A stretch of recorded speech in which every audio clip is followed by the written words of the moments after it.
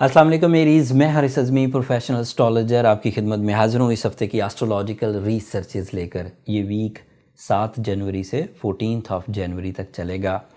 इस पूरे 7 दिनों में एक चेंज है जो नई पैदा होगी। 14 जनवरी को मरकरी रेट्रोग्रेड होगा, बट अदरवाइज़ जो प्लानिटरी पोजीशन 1 जैन से बना हुआ है वो आपके लिए काफ़ी मुफीद है। और अगर आप वक्त को समझ कर चलेंगे तो आप अपनी सलाहियतों को भरपूर अंदाज से कैश कर सकेंगे। मैं जो पॉजिटिव चीज़ें हैं आपकी लाइफ में अगले 7 दिन में होने वाली फ्रॉम टाइम साइंसेस, वो सब आपकी खिदमत में पेश करता हूँ। लेकिन सबसे पहले जो नई तब्दीली आने वाली है 14 जनवरी को वो बयान करूँ। रेट्रोग्रेशन एक वीक सीज़न होता है जो किसी भी प्लैनेट के फ्यूल को या तो रोकता है या उसकी नेचर में कमज़ोरी लाता है। मरकरी एक ऐसा प्लैनेट था जिसके पॉजिटिव हो जाने की वजह से आपको हमेशा ही सडन गेन्स मिलते हैं, माइंड में आसूदगी पैदा होती है, चीज़ें तेज़ी से समझ आती हैं। इसकी वजह से आपकी हेल्थ जो है वो ऑर्गेनाइज एंड स्टेमिनाइज्ड होकर चलती है। मरकरी की जब मैंने रेट्रोग्रेशन सीजन्स के नाम से एक वीडियो दी तो लोगों ने ये समझा कि शायद सारा साल ही हम प्रॉब्लमैटिक रहेंगे। ऐसा सिर्फ 21 दिन के लिए होना है। ये 14 जनवरी को रेट्रोग्रेड होगा और फरवरी की कोई 4 या 5 तारीख तक दोबारा डायरेक्ट हो जाएगा। 20-22 दिन के लिए रेट्रोग्रेड होता है। इस रेट्रोग्रेशन से इसने 3 सेक्टर्स को सिर्फ फ्यूल देना बंद कर देना है।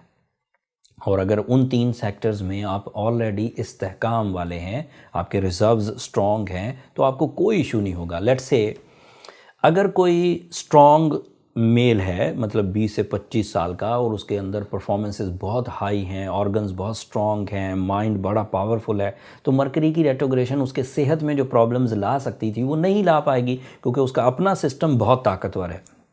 बट अगर इसी असना में कोई ज़ईफ़ आदमी जिसकी उम्र 40 के बाद की है और वो जिस्मानी तौर पर किसी मर्ज़ में मुब्तला है, स्पेशली ओवर थिंकिंग या फिर इस तरह की एक्स्ट्रा या मूड स्विंग्स का पेशेंट है, और फिर उधर से मरकरी भी रेट्रोग्रेड होगा तो प्रॉब्लम्स बढ़ जाएंगी। इसका एक फैक्टर तो ये एज सेंसिटिविटीज़ हो गया।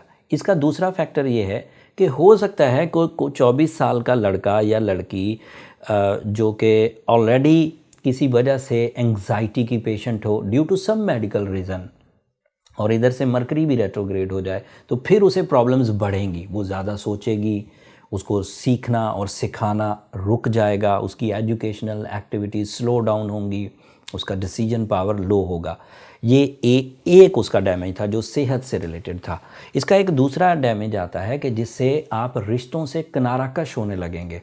आपको अपने सराउंडिंग में जो बंदा प्यार दे या जो बंदा आपसे रोज़ किसी तरह का कोई मशवरा करे या इंटरेक्शंस आपकी रोज़ हों, आपको उनसे उनसियत कम होने लगेगी। आपको लगेगा कि ये फालतू में मेरी ज़िंदगी में या मेरे इस मामले में उलझन पैदा कर रहा है। So this is a type of emotional sickness. जो पहली मैंने रेट्रोग्रेशन ऑफ मरकरी की वजह से ट्रबल बयान की वो सेहत की थी, वो साइकोलॉजिकल फैक्टर था। जो दूसरी की वो इमोशनल थी, ये नॉन मटेरियल इशू कहलाता है। एंड एक तीसरी प्रॉब्लम आएगी कि ये आपके वो जो अचानक बड़े फ़ायदे पिछले कुछ दिनों से चल रहे थे, मतलब 13 जनवरी तक, ये उन्हें थोड़ा सा स्टिल कर देगा, या तो स्टिल कर देगा या रिवर्स करने की कोशिश करेगा। अगर आप अपने सीडिंग में जब आपने कोई डील बनाई थी, जब आपने कोई प्लान बनाया था, जब आपने कोई इनिशिएटिव लिया था, वो स्ट्रांगली लिया था, कानूनी मामलात को पूरी तरह मद्देनज़र रख के लिया था और आपकी कमिटमेंट्स बहुत ताकतवर थीं, तो उन्हें प्रॉब्लम्स नहीं आएंगी। बट अगर ऐसी सिचुएशन होगी कि आपने वर्बल डिसीजंस लिए होंगे या फिर आपको पता ही नहीं था कि इसका रिज़ल्ट कैसा होने वाला है, और 14 तारीख के बाद मरकरी के रेट्रोग्रेड होने से वो कुछ कम हो जाएंगे, तो ये 3 तरह की प्रॉब्लम्स दे सकता है। इससे ज़्यादा कुछ नहीं देगा। इससे ज़्यादा उसकी एक नेचुरल फ़्लो है। नेचुरल फ़्लो में वो कम्युनिकेशन स्किल्स मैजिकल कर देता है, बंदे के अंदाज़े गुफ्तगू बड़ा इम्पैक्ट करता है।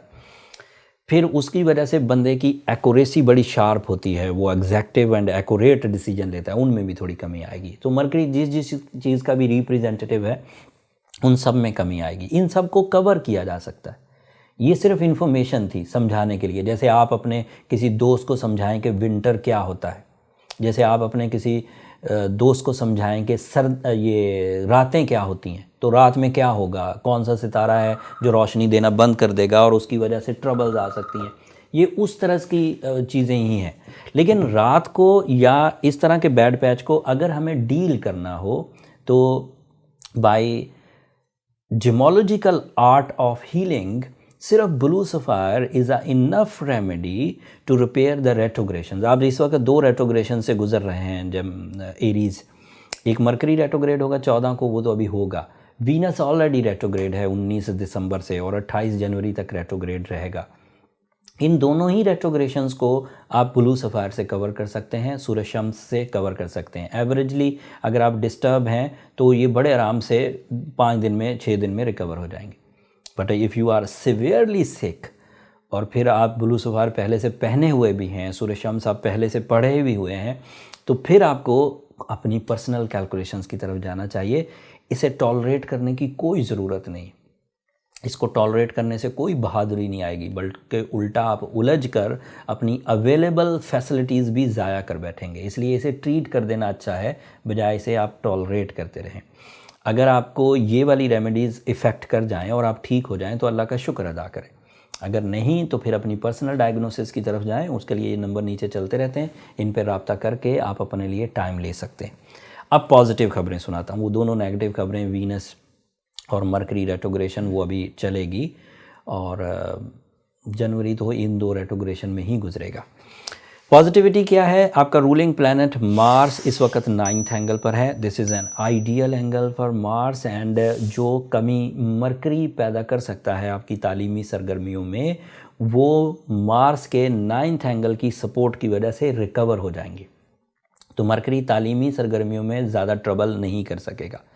ऐसे तमाम काम जिनमें आप जिस्मानी क़ुव्वत इस्तेमाल करना चाहते हैं वो भी मार्स की वजह से कवर हो जाएंगे। तो मरकरी 2 प्रॉब्लम जो आपकी साइकोलॉजिकल एंड इमोशनल साइड की प्रॉब्लम्स थी उनको मार्स कवर कर देगा, तो डरने की ज़रूरत नहीं।